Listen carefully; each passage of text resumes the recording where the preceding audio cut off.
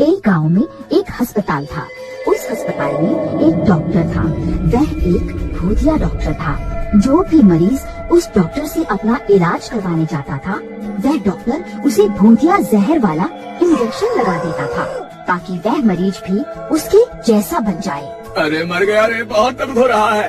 Doctor साहब, आपने ये मुझे कैसा टीका लगा दिया? ये टीका लगते ही मेरा दर्द ठीक होने के बजाय और बढ़ गया है। अरे ये मुझे क्या हो रहा है? अरे कोई मुझे बचाओ। फिर देखते ही देखते वह मरीज भी भूत बन जाता है। कहो, अब कैसा महसूस हो रहा है? डॉक्टर साहब, अब मेरा दर्द बिल्कुल ठीक हो गया है।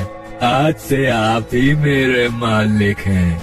आप जैसा कहेंगे मैं वैसा ही करूँगा। मुझे आदेश दीजिए, मुझे क्या करना है?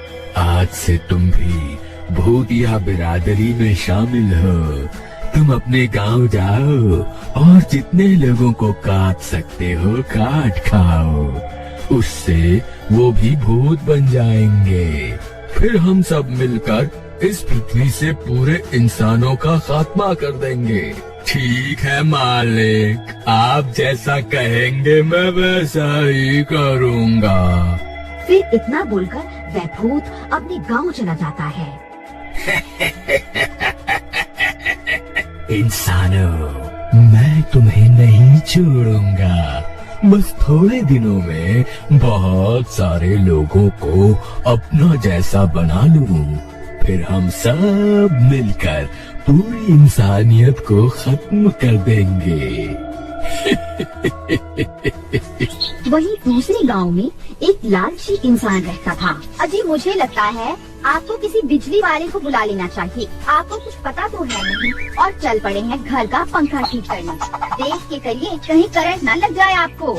ए मूर्ख औरत, जब देखो टोका टोकी करती रहेगी। तुझे कुछ नहीं पता, मैं सारा बिजली का काम जानता हूँ। तू चुपचाप सीढ़ी पकड़ कर खड़ी रह, मैं अभी इसे ठीक कर दूंगा। अजी, जरा संभल कर तार को हाथ लगाना। अगर गलत तार पकड़ ली तो उसी से चिपक जाओगे। फिर मुझे मत बोलना बचाने के लिए, मैं कुछ नहीं करने वाली। तभी कांचा गलती से गलत तार पकड़ लेता है और उसे जोर से काट देता है। अरे मर गया रे, कोई मुझे बचाओ। अरे भगवान, मेरी मदद करो। मैं यही चिपक गया हूँ, कुछ करो, नहीं तो ये करंट मुझे कुछ ही पलों में मार डालेगा। अरे मर गया रे, कोई तो मुझे बचाओ। हे भगवान, ये क्या हो गया? अब मैं क्या करूँ? तभी पास में एक लाठी पड़ी हुई होती है। वह उसे उठाता है और जोर जोर से कांचा को मारने लगती है। फिर जैसे तैसे वह कांचा करंट से छूट जाता है और जमीन पर गिर जाता है। अरे मर गया रे, अरे मुझ को टूट जा, मैं छूट चुका हूँ। अब मुझे क्यों पीट रही है? अजी, मुझे माफ कर दो। आप ठीक तो है ना? नहीं, मैं ठीक नहीं हूँ। मुझे लगता है करंट लगने से मेरे बदन का सारा खून सूख गया है। अब मैं नहीं बचने वाला। हाय मर गया रे, कोई मुझे अस्पताल ले चलो रे। हाय मर गया रे। आप घबराइए नहीं जी, मैं आपको अभी अस्पताल लेकर चलती हूँ। फिर उसकी पत्नी कांचा को रेडी पर बिठाकर अस्पताल ले जाती है। वहाँ उसे वही भूतिया डॉक्टर मिलता है। अरे डॉक्टर साहब, मेरी जान बचा लो। मुझे बहुत जोर से करंट लग गया है। मेरे शरीर में बहुत तेज दर्द हो रहा है। कुछ करो, नहीं तो मैं मर जाऊंगा। तुम घबराओ नहीं, मैं अभी तुम्हारा सारा दर्द दूर कर देता हूँ। फिर वह डॉक्टर कांचा को भी भूतिया टीका लगा देता है। तुम जल्दी ही बिल्कुल ठीक हो जाओगे। फिर रात होने पर उस भूतिया इंजेक्शन का असर शुरू हो जाता है। कांचा भूत बनने लगता है। अरे ये मुझे क्या हो रहा है? अरे डॉक्टर, ये तूने कौन सा इंजेक्शन लगा दिया मुझे? फिर देखते ही देखते कांचा भूत बन जाता है। अरे ये क्या, मेरा तो सारा दर्द खत्म हो गया। ए चमेली, कहाँ है तू? जल्दी बाहर आ, मुझे बहुत भूख लग रही है। मुझे अभी के अभी मांस ला कर दे। अजी, क्या हो गया? इतना शोर क्यों मचा रहे हो? लगता है इंजेक्शन लगने से कुछ ज्यादा ही ताकत आ गई है आप में। दोपहर तक तो हाय हाय मचा रखी थी।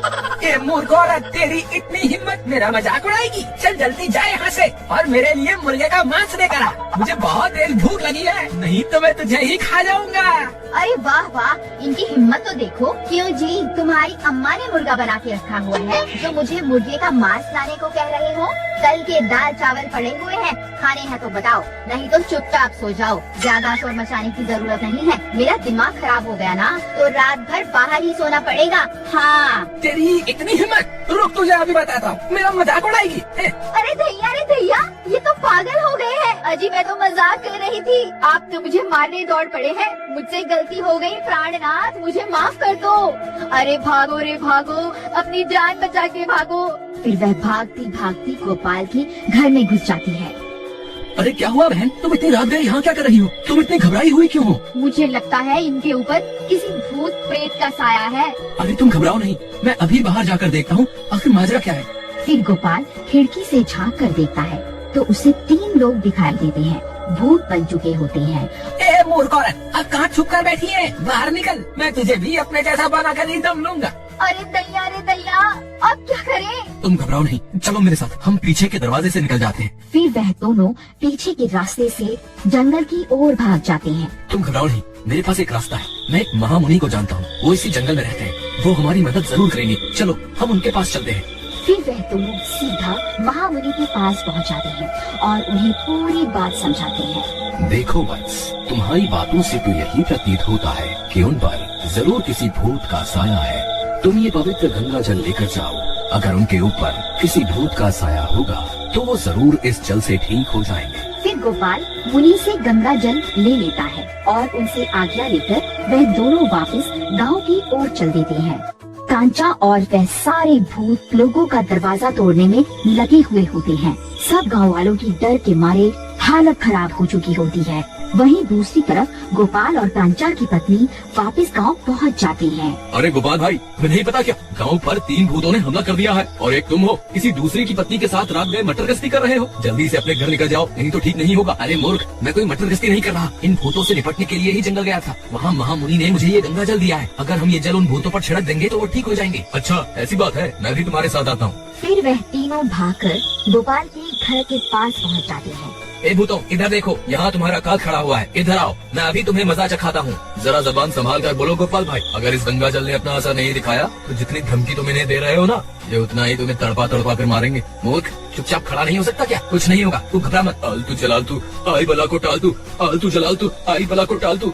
ए तेरी इतनी हिम्मत, हमें ललकारता है? तू वहीं रुक, मैं अभी तुझे मजा चखाता हूँ। फिर वह तीनों भूत गोपाल की तरफ दौड़ पड़ते हैं। फिर जैसे वह गोपाल के नजदीक पहुंचते हैं, गोपाल उनके ऊपर गंगा जल छिड़क देता है।